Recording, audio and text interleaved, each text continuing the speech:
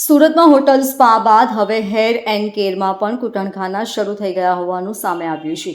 સરથાણાના યોગી ચોક વિસ્તારમાં hair and કેરની દુકાનની અંદર ચાલતા કૂટણખાનાનો પર્દાફાશ કરવામાં આવ્યો છે. પેલેડિયમ મોલમાં આલિશાન હેર એન્ડ કેર દુકાનની આડમાં દેહ વ્યાપારનો ધંધો ચાલતો હોવાની બાતમી પોલીસે મળી હતી. આ બાતમીના ભાગરૂપે પોલીસ દ્વારા જગ્યા પર દરોડો પાડવામાં આવતા દુકાનની અંદરથી 3 યુવતી દેહ વ્યાપારનો ધંધો કરતી હોવાનું સામે આવ્યું હતું.